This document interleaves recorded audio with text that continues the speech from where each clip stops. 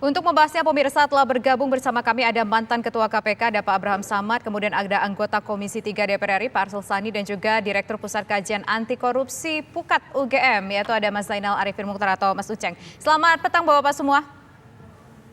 Selamat petang. Assalamualaikum, Tisa. Waalaikumsalam warahmatullahi wabarakatuh. Pertama saya ingin ke DPR dulu nih, ke Pak Arsul Sani. Pak Arsul, berarti nanti nih job desk-nya KPK salah satunya yang kita tahu bahwa melakukan OTT ini udah akan dihapuskan sebaiknya. Begitu ya Pak ya?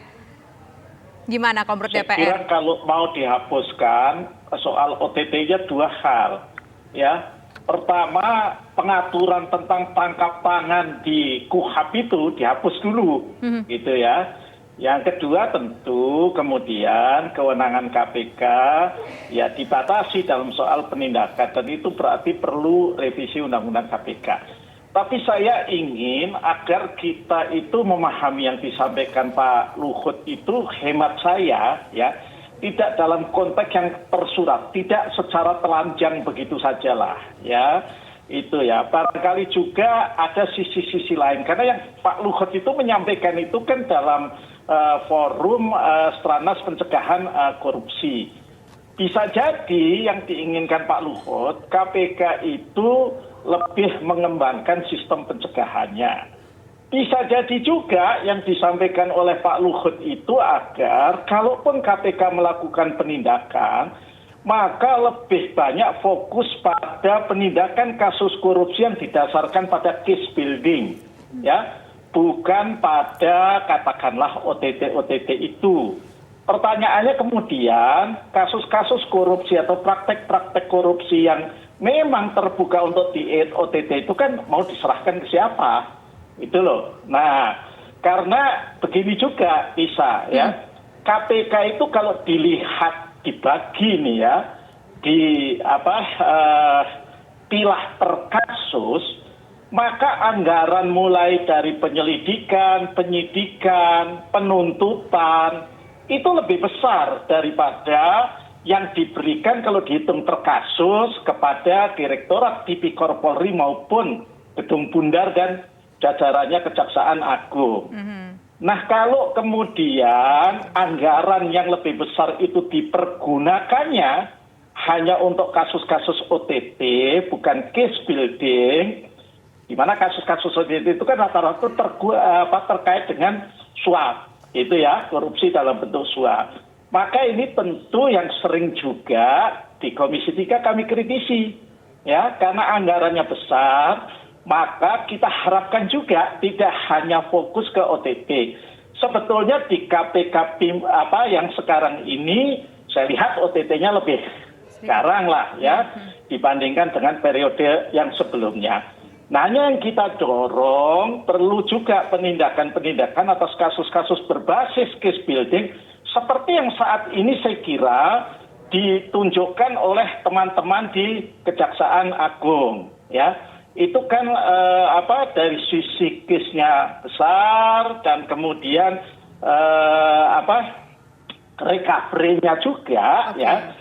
Tingkat pengembalian kerugian negaranya juga bisa lebih besar. Oke, kita dapat poinnya begitu kita dari. Kita harus mengkontekskan ke sana, bisa. Oke, kita dapat poinnya dari Pak Arsul Sani. Kalau menurut Pak Arsul Sani daripada OTT lebih baik kita mengurus kasus-kasus yang case building begitu karena jumlahnya cukup besar begitu. Nah, itu menurut sudut pandang dari Pak Arsul Sani. Saat ini kita sudah bergabung dengan Ketua KPK. Mantan Ketua KPK Pak Abraham Samad di sini. Pak Abraham Samad, gimana nih kalau menurut Pak Abraham? Apakah sebaiknya OTT ini dihilangkan? Terus kalau dihilangkan bagaimana nantinya? Menurut Pak Abraham gimana? Sebenarnya nggak perlu dihilangkan kalau itu memang untuk law enforcement. Kan begitu. Oleh karena itu menurut saya kalau memang kita serius ya dalam pemberantasan korupsi dan ingin ada penegakan hukum yang lebih tegas, maka saya pikir OTT itu sah-sah saja, karena itu bagian dari tupoksi KPK. Kalau tadi disampaikan bahwa harus ada pencegahan, ya bersamaan jalannya. Karena kalau kita tahu bahwa pencegahan itu kan misalnya perbaikan sistem dan lain sebagainya, perbaikan tata kelola dan lain sebagainya, itu bagian dari pencegahan. Tapi sebenarnya desain pemberantasan korupsi yang tepat itu adalah mengintegrasikan ya antara penindakan yang represif dan pencegahan. Artinya apa? kedua-duanya harus berjalan bersamaan. Hmm, hmm. Dan kita juga tidak bisa memisah-misahkan bahwa kalau penindakan yang dilakukan ke depan itu berarti mengabaikan pencegahan. Karena penindakan juga itu adalah bagian dari pencegahan. Misalnya kalau kita melakukan penindakan yang represif, memberikan hukuman yang proporsional, itu artinya apa? Memberikan deterrent efek. Ya, orang akan takut lagi melakukan korupsi, berarti fungsi pencegahannya juga berjalan. Itu yang pertama. Kemudian yang kedua, kita juga tidak boleh serta-merta biasanya ingin merujuk, mencontoh sebuah negara. Misalnya satu negara lebih mengedepankan pencegahan. Kita harus lihat dulu tingkat korupsi di sebuah negara itu. Kalau tingkat korupsi di sebuah negara itu dia rendah atau menengah, maka yang diutamakan itu adalah pencegahan. Tapi kalau di sebuah negara tingkat korupsinya itu tinggi sekali, ya mungkin Indonesia termasuk dalam kategori negara yang tingkat korupsinya parah. Maka yang harus dikedepankan itu adalah penindakan yang represif. OTT adalah sebuah mekanisme penindakan yang represif.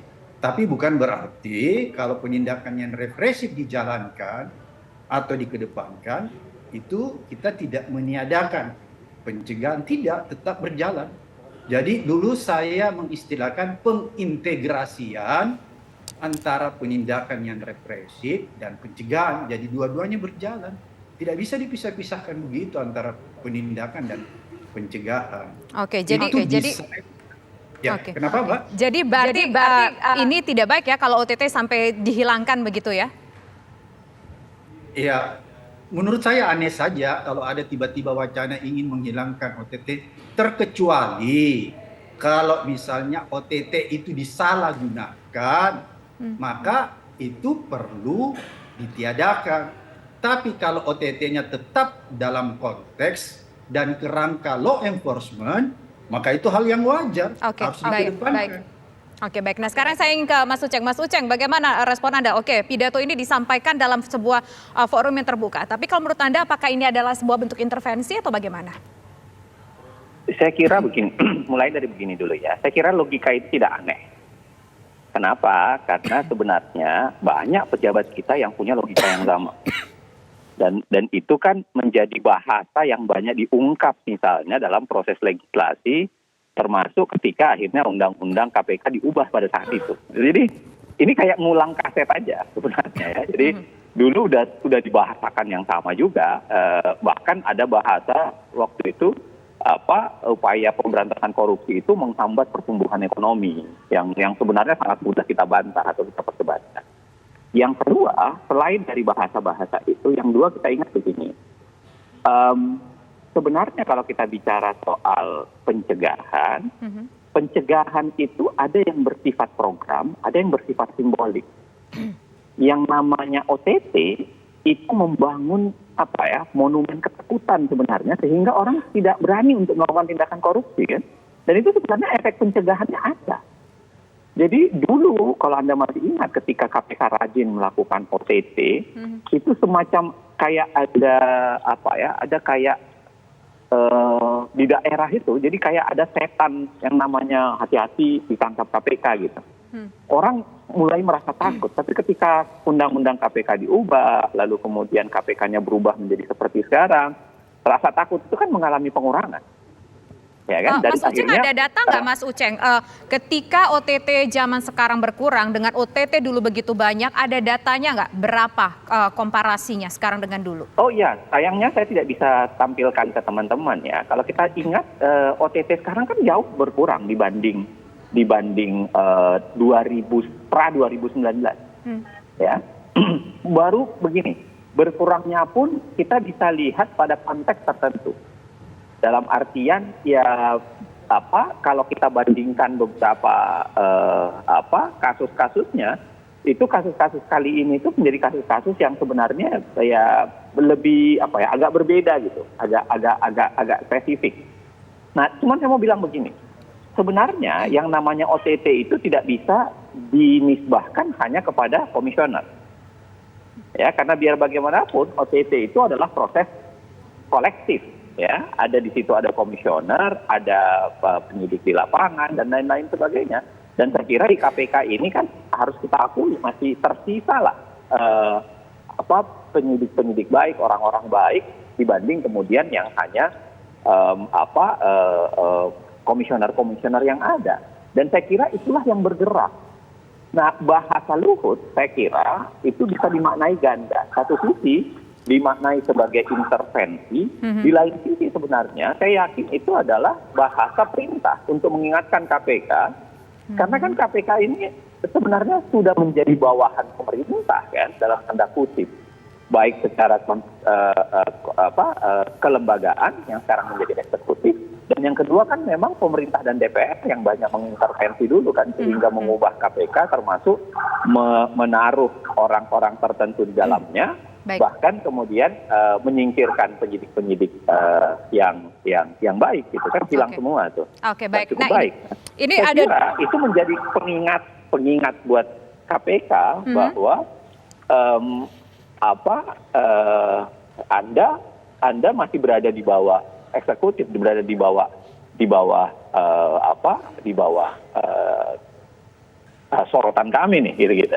Nah, saya kira yang paling penting yang harus dilakukan sebenarnya bukan soalan melihat apakah ini perintah, apakah ini apa, tapi yang paling penting yang harus dilakukan adalah kita menagih pemberantasan korupsi yang jauh lebih baik. Dan untuk itu saya kira tidak bisa kita bandingkan secara anggaran. Tadi Pak Arsul Sani saya kira agak kurang fair juga ketika selalu menghitung secara anggaran. Mungkin harus dihitung pada saat yang sama dengan lembaga-lembaga lain yang sejenis, maupun lembaga DPR barangkali berapa anggaran yang dia pakai, lalu berapa kualitas legislasi yang dihasilkan. Saya kira tidak bisa serta-merta sesederhana itu untuk melihat OTT dalam kaitan dengan penggunaan keuangan. Ada beberapa poin menarik. Salah satu diantaranya ini adalah sebuah bahasa intervensi, ini sebuah bahasa perintah, tapi terlebih dahulu itu adalah bagaimana cara menangani korupsi dengan sebaik-baik mungkin. Nanti akan ditanggapi oleh Pak Arsul Sani usai jeda berikut. Kami kembali sesaat lagi.